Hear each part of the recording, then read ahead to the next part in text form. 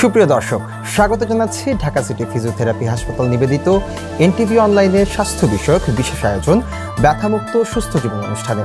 আজ আমরা কথা বলবো বাত রোগ, রিউমাটয়েড আর্থ্রাইটিস ও তার চিকিৎসা পদ্ধতি নিয়ে।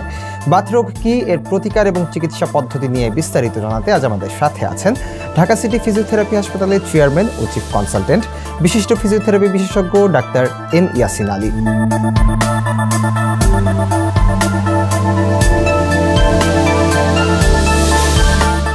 স্যার, আপনাকে স্বাগত আমাদের অনুষ্ঠানে। আপনাকেও ধন্যবাদ। স্যার, প্রথমে একটু জানতে চাইবো যে রিউমাটয়েড আর্থ্রাইটিস এই রোগটি মূলত আসলে কি? অনেক ধন্যবাদ, খুবই গুরুত্বপূর্ণ একটি টপিকস। আমরা এই রিউমাটয়েড আর্থ্রাইটিসে অনেক রোগী পাই। রিউমাটয়েড আর্থ্রাইটিস হলো এক ধরনের অটো ইমিউন ডিজিজ বলি আমরা, যেটা আমাদের শরীরে যে এক ধরনের রোগ প্রতিরোধ ক্ষমতা থাকে, যেটাকে আমরা ইমিউনিটি বলি। সেই ইমিউনিটি এই রোগটাকে প্রিভেন্ট করতে পারে না। তখন এটা আমাদের শরীরে বিভিন্ন জয়েন্টে পেইন হয়, ব্যথার কারণে মুভ করতে কষ্ট হয়, ফুলে যায়, জ্বর অনুভব করি। স্পেশালি আমরা যখন সকালে ঘুম থেকে উঠি তখন দেখা যায় সারা শরীর ব্যথা করছে, একটু মুভমেন্ট করলে আস্তে আস্তে ব্যথাটা কমে যায়। এই ধরনের উপসর্গ নিয়ে এই প্রেজেন্টেশন হয়, মানে এই রোগীর উপসর্গগুলো এরকম প্রাথমিক পর্যায়ে দেখা যায়। স্যার, আপনি তো বললেন এটি একটি দীর্ঘমেয়াদী এবং অটো ইমিউন ডিজিজ। এর মূল কারণগুলো আসলে স্যার কি কি? মূল কারণটা এখন পর্যন্ত জানা যায়নি, তবে দেখা গেছে যে কিছু রিস্ক ফ্যাক্টর আছে। যেমন পারিবারিক হিস্ট্রি যদি থাকে, কারো বাবা মায়ের থাকে এই ধরনের বাতরোগ, তাদের এটা হতে পারে। কেউ যদি রিউমেটিক ফিভারে ছোটোবেলায় আক্রান্ত হয়, তার রিউমাটয়েড আর্থ্রাইটিস হওয়ার একটা চান্স থাকে। এছাড়া দেখা যায় যে কিছু রিস্ক ফ্যাক্টরের মধ্যে মূলত এইগুলাই। এছাড়া দেখা যায় যে কিছু ডিজিজ আছে না, যেমন যেমন ডায়াবেটিস, ইনসুলিন কমে যাচ্ছে এজন্য হচ্ছে, বা কিছু আছে যে তার কোলেস্টেরল বেড়ে যাচ্ছে, তার ডিসলিপিডিমিয়া হচ্ছে। মানে এরকম না, এটা অটো ইমিউন, মানে এটা সৃষ্টিকর্তা যাকে দেয় আর কি। এরকম নির্দিষ্ট কারণ নেই যে এই কারণেই হচ্ছে। এই রোগটির কি আসলে স্যার বংশগত প্রভাব থাকে? মানে প্রচলিত কথা আছে যে এটা একটু বংশগত প্রভাব থাকে এই রোগটির ক্ষেত্রে, নাকি জীবনযাত্রার ভিন্নতার কারণেও আসলে এই রোগটি হয়ে থাকে? ধন্যবাদ।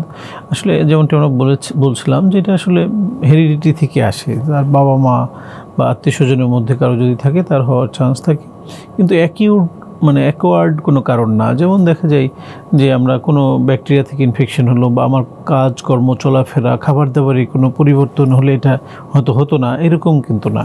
এটা ইনহেরিডিটি থেকে আসতে পারে। এছাড়াও অটো ইমিউন যে কোনো কারণে হতে পারে আর কি। স্যার, আপনার কথার রেশ ধরেই আসলে আরও একটি প্রশ্ন মনে ঘুরপাক খাচ্ছে। সেটি হচ্ছে যে পুরুষ বা মহিলা কারা আসলে সবচেয়ে বেশি এই রোগের ঝুঁকিতে থাকেন? পরিসংখ্যানে দেখতে পাই যে মহিলারা বেশি আক্রান্ত হয় পুরুষের তুলনায়, এবং এটা সাধারণত 25 থেকে 30 বা 18 থেকে 25-30 এই বয়সের মধ্যেই এই রোগটা প্রথম দেখা যায়। এবং এটার ইনসিডেন্স যেটা আপনি বললেন যে মহিলারা বেশি আক্রান্ত হয়ে থাকে।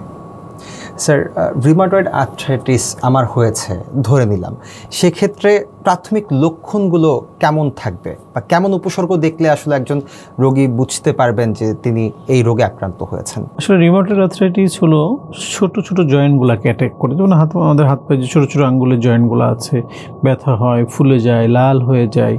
এছাড়া হাতের সাথে পায়ের যে আঙ্গুলগুলো রয়েছে, টোজ, এইগুলোতে ব্যথা হয়, ফুলে যায়। সেমভাবে তার কিছু নোডিউল তৈরি হয়। অনেক সময় তার শরীরে বিভিন্ন জায়গায় আমাদের ছোটো ছোটো গুটি টাইপের হয়, যেটা আমাদের রিউমেটিক নোডুলস আমরা বলি। এর সাথে তার একটু জ্বর অনুভব করে। আর মর্নিং সিকনেস বলি আমরা, যেটা রেস্ট থাকার পরে যখন আমি উঠতে যাই তখন এই রোগটা বেড়ে যায়। তখন একটু আমরা হাঁটাচলা করি, কাজকর্ম করি, আস্তে আস্তে সেটা আবার স্বাভাবিক হয়। প্রাথমিকভাবে এই ধরনের লক্ষণ থাকে, কিন্তু যখন দিন আস্তে আস্তে যেতে থাকে, একটা সময় যে এই পেইনগুলো কন্টিনিউয়াস হতে থাকে, দেখা যায় যে সব সময় তার ব্যথা হচ্ছে, ফুলে যাচ্ছে, আঙ্গুলগুলো, হাতের পায়ের আঙ্গুলগুলো বাঁকা হয়ে যাচ্ছে, এই ধরনের সমস্যা দেখা যায়। স্যার, অনেক রোগীর ক্ষেত্রে আসলে দেখা যায় যে তারা একটা ব্যথা হচ্ছে, সেটিকে সাধারণ জয়েন্টের ব্যথা ভেবে হয়তো ভুল করছেন বা এড়িয়ে যাচ্ছেন।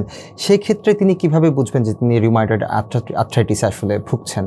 ধন্যবাদ আপনাকে। আমরা এটা খুব সাধারণ দর্শকদের খুব গুরুত্বপূর্ণ যে আমরা অনেক সময় যে কোনো ব্যথা হলে নিজেরা ফার্মেসি থেকে ওষুধ নিয়ে খাই, ওষুধ খাওয়া বন্ধ করলে আবার ব্যথাটা চলে আসে। আসলে অ্যাকচুয়ালি এটা নিয়ম না। নিয়ম হলো যে কোনো ব্যথা যদি 7 দিনের অধিক সময় ধরে আমার শরীরে অবস্থান করে এবং পেইনটা যাচ্ছে না, তখনই একজন চিকিৎসকের শরণাপন্ন হতে হবে, যিনি আমার হিস্ট্রি নিবে, আমার কিছু প্যাথোলজিক্যাল পরীক্ষা নিরীক্ষা করবে, প্রয়োজন হলে রেডিওলজিক্যাল কিছু এক্সামিনেশন করবে। এটার পরে রোগটা নির্ণয়পূর্বক আমাকে একটা গাইডলাইন দিবে। সেটা হতে পারে কিছু ওষুধ, হতে পারে কিছু এক্সারসাইজ, হতে পারে কিছু লাইফস্টাইল মডিফিকেশন। ঠিক তেমনই এই ক্ষেত্রেও আমরা বলবো যে রোগীদের উচিত হলো যে কোনো জয়েন্ট ব্যথা হলে এই পেইন কিলারটাকে অ্যাভয়েড করা, রোগের কারণটাকে নির্ণয় করে দেন সেই অনুযায়ী ট্রিটমেন্টটা নেওয়া, চিকিৎসকের পরামর্শ নিয়ে। স্যার, যেহেতু আপনি চিকিৎসকের শরণাপন্ন হওয়ার কথা বললেন, সেক্ষেত্রে একজন রোগীকে আসলে কি ধরনের পরীক্ষা নিরীক্ষার মাধ্যমে এই রোগটিকে শনাক্ত করা হয় সে বিষয়ে যদি একটু বলতেন। হ্যাঁ, রিউমাটয়েড আর্থ্রাইটিসের ক্ষেত্রে কিছু টেস্টের খুব প্রয়োজন পড়ে, যেমন রিউমাটয়েড ফ্যাক্টর নামে একটা টেস্ট আছে, সেটা পজিটিভ আছে কিনা আমরা সেটাকে বেশি প্রায়োরিটি দিই। কিন্তু অনেক সময় কিছু কিছু ক্ষেত্রে আমরা দেখি সেরোনেগেটিভ আর্থ্রাইটিসও হতে পারে, যে তার প্যাথোলজিক্যাল টেস্টের রিপোর্ট নর্মাল, বাট এই রোগের সম্পূর্ণ উপসর্গ তার শরীরে রয়েছে। এছাড়া দেখা যায় যে আমরা তার কমপ্লিট ব্লাড কাউন্টটা দেখি। সি রিঅ্যাক্টিভ প্রোটিন নামে একটা টেস্ট আছে, যেটা শরীরে ইনফ্লামেশন বা ইনফেকশন থাকলে বেড়ে যায়, সেটা আমরা দেখি। কিছু জেনেটিক টেস্টের প্রয়োজন পড়ে, অনেক সময় আমরা দেখি যে তার NTCCP বা অ্যান্টিবডি টেস্ট, এগুলো কিছু টেস্ট অনেক সময় প্রয়োজন পড়ে। এটা আসলে ডিপেন্ড করে যে রোগীর সিভিয়ারিটি কেমন, তার এইজ, অকুপেশন, ফ্যামিলি হিস্ট্রি আছে কি না। এগুলো একটা চিকিৎসকের কাছে যখন একজন রোগী যায়, আমরা তাকে ক্লিনিক্যালি এক্সামিনেশন করি, তার হিস্ট্রি নিই, এবং পাশাপাশি প্যাথোলজিক্যাল টেস্টগুলো করা হয় যে অ্যাকর্ডিং টু ডেসক্রিপশন তার কী সমস্যা, তার উপর ভিত্তি করে। সবার জন্য যে সব টেস্ট তা কিন্তু না, এটা একজন চিকিৎসকই নির্ধারণ করবে যে তার আসলে কোন কোন টেস্টটা করা প্রয়োজন। আমাদের আরও অনেক প্রশ্ন আছে জানার আপনার কাছ থেকে, তবে তার আগে একটি বিরতিতে যেতে চাই। জি, নিশ্চয়ই। সুপ্রিয় দর্শক, ঢাকা সিটি ফিজিওথেরাপি হাসপাতাল নিবেদিত ব্যথামুক্ত সুস্থ জীবন অনুষ্ঠান থেকে নিচ্ছি ছোট্ট একটি বিরতি। ফিরে আসবো খুব শীঘ্রই, সঙ্গেই থাকুন। ঢাকা সিটি ফিজিওথেরাপি হাসপাতাল, আধুনিক চিকিৎসা সেবার নিশ্চয়তা। ডাক্তার M ইয়াসিন আলী স্যারের তত্ত্বাবধানে চিকিৎসা দেওয়া হয়। অপারেশনবিহীন হাঁটু, কোমর, প্যারালাইসিস ও পঙ্গু রোগের আধুনিক চিকিৎসা সেবার নিশ্চয়তা। ঠিকানা ঢাকা সিটি ফিজিওথেরাপি হাসপাতাল, house number 12/1, road number 4/A, Dhanmondi, Dhaka 1205। বিরতির পর আবারও ফিরে এলাম ঢাকা সিটি ফিজিওথেরাপি হাসপাতাল নিবেদিত ব্যথামুক্ত সুস্থ জীবন অনুষ্ঠানে। জানছিলেন বাত রোগ বিষয়ে নানা পরামর্শ। আমাদের সাথে আছেন বিশিষ্ট ফিজিওথেরাপি বিশেষজ্ঞ ডাক্তার M ইয়াসিন আলী। আমরা আবার ফিরে যাচ্ছি আমাদের মূল পর্বে। স্যার, এবার একটু ভিন্ন প্রশ্ন আসলে জানতে চাই। হ্যাঁ, আমরা বাত রোগের বিষয়ে কথা বলছিলাম। এই রোগের আসলে চিকিৎসা পদ্ধতি বর্তমান সময়ে। ধন্যবাদ। আমরা রিউমাটয়েড আর্থ্রাইটিসের ক্ষেত্রে একটা মাল্টিডিসিপ্লিনারি অ্যাপ্রোচ নিয়ে ট্রিটমেন্ট করতে বলি। এখানে দেখা যায় যে শুধু ওষুধ যেমন তার একটা প্রয়োজনীয় উপাদান, এর পাশাপাশি তার জয়েন্টগুলো যেন স্টিফ না হয়ে যায়, শক্ত না হয়ে যায়, সেক্ষেত্রে ওষুধের পাশাপাশি ফিজিওথেরাপি, কিছু এক্সারসাইজ, লাইফস্টাইল মডিফিকেশান, কয়েকটা জিনিস যদি সমন্বিতভাবে করা যায় তাহলে রোগীরা দীর্ঘমেয়াদী ভালো থাকে। এমনি প্রথমেই বলে রাখা ভালো বা জেনে রাখা ভালো, এটা এক ধরনের অটোইমিউন ডিজিজ, যেহেতু এটা একবারে নিরাময়যোগ্য রোগ নয়। যেমন একজনের ডায়াবেটিস হলো, এটা কিন্তু একবারে নিরাময় হয় না, বাট নিয়ন্ত্রণে রাখা যায়। ঠিক তেমনই এই রিউমাটয়েড আর্থ্রাইটিসটা, এটা আপনার এক ধরনের নিরাময়যোগ্য রোগ নয়। সো এটাকে নিয়ন্ত্রণযোগ্য রোগ। নিয়ন্ত্রণে রাখতে হলে কিছু ওষুধের খুব প্রয়োজন পড়ে। সেক্ষেত্রে আমরা বলি ডিজিজ মডিফাইং ড্রাগ, সেগুলো একজন বিশেষজ্ঞ চিকিৎসকের তত্ত্বাবধানে নিতে হবে। এর পাশাপাশি তার জয়েন্টগুলো যেন স্টিফ না হয়ে যায়, জয়েন্টগুলো যেন আঁকাবাঁকা না হয়ে যায়। এই রোগের একটা কমপ্লিকেশন আছে, জয়েন্টগুলো আস্তে আস্তে বাঁকা করে ফেলে, সেটা যেন না হয়। সেক্ষেত্রে রেগুলার ফিজিওথেরাপি নেওয়া, এক্সারসাইজ করা, এছাড়া কিছু খাদ্য খাবার বা আমাদের লাইফস্টাইলে কিছু পরিবর্তনের কথা আমরা বলি, যেটাতে দেখা যায় যে রোগী যেন সমন্বিতভাবে ভালো থাকে। তো এই কয়েকটা জিনিস যদি একজন রোগী প্রথম থেকেই চিকিৎসকের পরামর্শ মেনে চলে, তাহলে সে কিন্তু ভালো থাকতে পারে। স্যার, আপনি ফিজিওথেরাপির কথা বলছিলেন। এই রোগের ক্ষেত্রে ফিজিওথেরাপি বা ব্যায়ামের ভূমিকা আসলে কতটুকু? ফিজিওথেরাপি এবং ব্যায়ামের ভূমিকাটা আসলে বলবো যে অনস্বীকার্য। আমরা যদি টোটাল ট্রিটমেন্টটাকে দুইটা পার্টে ভাগ করি, একটা কয়েনের এই পাশ এবং ওই পাশ। এক পাশে যেমন মেডিকেশন তাকে হেল্প করবে ডিজিজটা যাতে খারাপের দিকে না যায়, প্রোগ্রেশনের দিকে না যায়। অন্যদিকে ফিজিওথেরাপি যেটা করবে তার কমপ্লিকেশনগুলো কমাবে। তো যেমন জয়েন্টগুলো স্টিফ হয়ে গেছে, শক্ত হয়ে গেছে, সেগুলো যেন শক্ত না হয়, যেটা মুভেবল থাকে, তার যে ডিফর্মিটি তৈরি হয়, হাত পাগুলো বাঁকা হয়ে যায়, সেটা যেন না হয়। সেক্ষেত্রে ফিজিওথেরাপি খুবই ভাইটাল রোল প্লে করে। স্যার, আপনি একেবারে আলোচনার শুরুতে কিছু নিয়ম মেনে চলার কথা বলেছেন, তার মধ্যে খাদ্যাভ্যাসের একটা ব্যাপার ছিল। বাত রোগীদের ক্ষেত্রে, যারা এই রোগটিতে আসলে ভুগছেন, তাদের ক্ষেত্রে আসলে কোন ধরনের খাবারগুলো খাওয়া উচিত, কোন ধরনের খাবারগুলো আসলে পরিহার করা উচিত?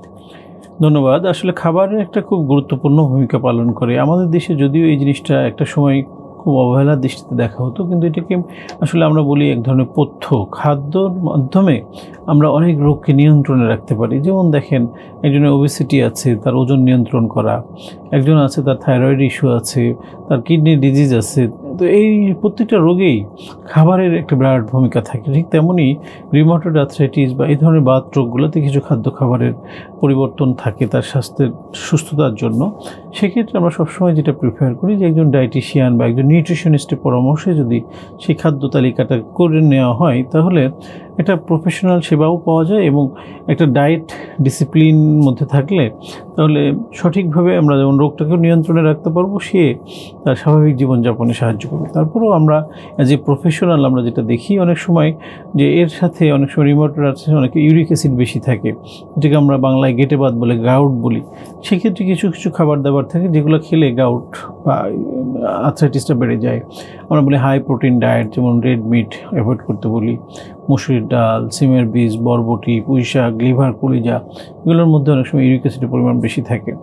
এছাড়া আমরা এই ইমিউনিটিকে ইমপ্রুভ করার জন্য আমরা বলি যে সূর্যের আলোর উপস্থিতিতে যাওয়া, ক্যালসিয়াম, ভিটামিন ডি সমৃদ্ধ খাবার যেমন টক দই, ছোটো মাছ কাটা সহ খাবেন, ডিমের সাদা অংশ, হলুদ ফলমূল, শাকসবজি, এগুলো খাদ্য তালিকায় রাখা। তো এই ওভারঅল এই জিনিসগুলো যদি মেনে চলা যায় এবং ভিটামিন ডি ডেফিসিয়েন্সি মানুষকে ইমিউনিটিটা কমিয়ে দেয়, সেক্ষেত্রে আমরা বলি যে অন্তত সূর্যের আলোতে সপ্তাহে 3 দিন, এবং নতুন গবেষণায় বলছে সকাল 10টা থেকে দুপুর 3টা পর্যন্ত, এর মধ্যে যে কোনো আধা ঘন্টা একটা সুস্থ স্বাভাবিক মানুষের জন্য খুব প্রয়োজন।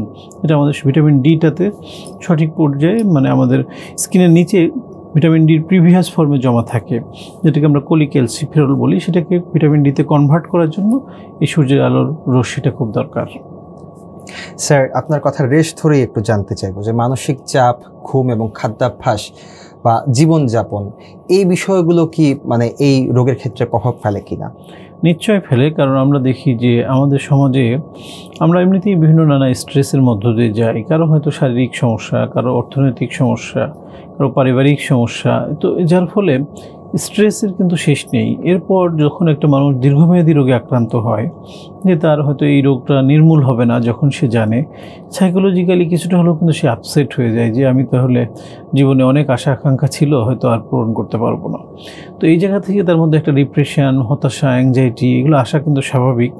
তবে আমরা সেক্ষেত্রে যেটা রোগীদেরকে একটু কাউন্সেলিং করা প্রয়োজন, বা পরিবারের লোকজন তার সাথে যারা থাকেন তাদেরকেও জিনিসগুলো বোঝানো দরকার যে আসলে এটা কিন্তু একবারে নিরাময়যোগ্য রোগ নয়, ঠিক, কিন্তু একজনে যদি মনে করেন ধরেন ক্যান্সার হলো, সেই ক্যান্সারের তো অ্যান্সার এখনও আবিষ্কার হয়নি, বা হলেও দেখা যাচ্ছে একবারে নির্মূল হয় না, তো ওইটা খুব দ্রুতই মানুষকে খারাপের দিকে নিয়ে যায়। কিন্তু এটা কিন্তু এরকম রোগ না। আমরা দেখতে পাই একজনের বয়স 70-80 বছর বয়স পর্যন্ত সেই রোগে আক্রান্ত আছে এবং সুন্দরভাবে জীবনযাপনও করে যাচ্ছে। তো এই জন্য এটা নিয়ে খুব আতঙ্কিত হওয়ার কিছু নেই, বাট এটার খুব আধুনিক কিছু চিকিৎসা আছে বর্তমান যুগে, যেগুলো যদি সঠিকভাবে চিকিৎসকের পরামর্শ নেওয়া যায়, তাহলে এই রোগের যে কমপ্লিকেশন বা জটিলতাগুলো অনেকাংশে কমে আসে। স্যার, আপনি এই রোগের চিকিৎসা ব্যবস্থা নিয়ে কথা বলছেন। এই রোগের মানে এই রোগীরা যদি চিকিৎসা না নেয়, তাহলে সেক্ষেত্রে কী ধরনের জটিলতা সৃষ্টি হতে পারে? হ্যাঁ, এটা খুব গুরুত্বপূর্ণ। আমরা দেখি যে আসলে আমরা প্রিভেনশনের দিকে, বা আমরা কিউরেটিভ ট্রিটমেন্ট যেটাই বলি, এই রোগটাতে প্রিভেন্ট করার মতো আসলে আমাদের ওই ধরনের কোনো অপরচুনিটি নেই। বাট কিউরেটিভ যেহেতু না, একবারে কিওর হয় না, সো এটাকে মেইনটেনেন্সের দিকে যেতে হয়। তো আমরা যেটা বলি যে যদি একজন চিকিৎসা না নেয়, আস্তে আস্তে সে কিন্তু খুব খারাপের দিকে যায়। কেমন হয়, তার জয়েন্টগুলো শক্ত হয়ে যায়, স্টিফ হয়ে যায়, একটা সময় যে তার ব্যথা কমে যায় কিন্তু জয়েন্টগুলো মুভমেন্ট করতে পারে না, এবং আস্তে আস্তে ছোটো ছোটো জয়েন্টে শুরু হলেও আস্তে আস্তে শরীরের সমস্ত শরীরে এটা ছড়িয়ে পড়ে, এবং কিছু রিউমেটিক নোডুল থাকে যেগুলো আস্তে আস্তে তাকে অনেক পেইন দেয়, এবং আস্তে আস্তে দেখা যায় যে রোগীটা তার স্বাভাবিক জীবনযাপন করতে পারে না। তো এই জন্য যে কোনো রোগেই আমরা বলি আর্লি ডায়াগনোসিস এবং আর্লি ট্রিটমেন্ট শুরু করাটা খুব জরুরি। যত সময় যায় আস্তে আস্তে খারাপের দিকে যায়। অনেকে মনে করে বাথরোগ তো এটা ভালো হবে না, বা অনেকের বিভিন্ন রকম সোসাইটিতে মিথ আছে, এগুলো নিয়ে কবিরাজের কাছে যায়, ঝাড়ফুঁক করে। আমরা দেখি শরীরের সাথে বিভিন্ন রশি বেঁধে রাখে, প্লাস্টিকের কিছু জিনিস বেঁধে রাখে, এগুলো বেঁধে রাখলে হয়তো তার ব্যথাটা কমে যাবে, এ ধরনের মানে একটা ভুল ধারণা বা অপচিকিৎসা মানুষ করে থাকেন, সেগুলোকে অ্যাভয়েড করতে হবে এবং সঠিকভাবে রোগটাকে নির্ণয় করতে হবে। একই ধরনের উপসর্গ থাকলেই যে ওই রোগটা তা কিন্তু নয়, এই জন্য একজন চিকিৎসকই পারে রোগটাকে প্রপার ডায়াগনোসিস করতে। এই জন্য দেরি না করে বা ফার্মেসি থেকে নিজে ওষুধ না খেয়ে নিকটস্থ রেজিস্টার একজন চিকিৎসকের পরামর্শ নিয়ে যদি সে তার সময়টা নেয় তাহলে বলবো যে ভালো থাকবে। স্যার, নিয়মিত হালকা ব্যায়াম বা যোগ ব্যায়াম এই রোগের ক্ষেত্রে কতটুকু আসলে উপকারী? এটা তো প্রত্যেকটা মানুষ, সাধারণ সুস্থ মানুষের জন্যই দরকার।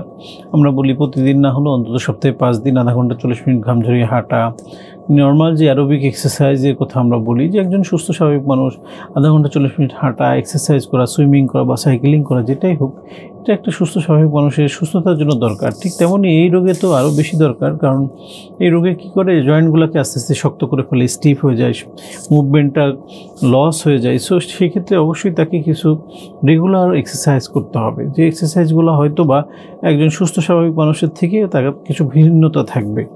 একজন ফিজিওথেরাপি বিশেষজ্ঞ তাকে কিছু গাইড করবে, সেগুলো যদি রেগুলার করে ফলো আপে থাকে তাহলে সেই জটিলতাগুলো অনেকাংশেই কমিয়ে রাখা সম্ভব। স্যার, যারা দীর্ঘদিন ধরে আসলে জয়েন্টের ব্যথায় ভুগছেন তাদের জন্য আপনার পরামর্শ কী হবে? আসলে জয়েন্ট ব্যথা তো অনেকগুলি কারণে হয়। আমরা দেখি যে একটা সার্টেন এজের পরে এমনি আমাদের ডিজেনারেটিভ চেঞ্জ হয়, চুল পেকে যায়, হাড়ের ক্ষয় হতে থাকে। তো একটা এই রোগটা যেটা নিয়ে আমরা কিছুক্ষণ আগে আলাপ করলাম বা এতক্ষণ আলাপ করছি, এটা কিন্তু ইয়াং এজে ধরা পড়ে, 18 থেকে 20, 25, 30 বছরের মধ্যে।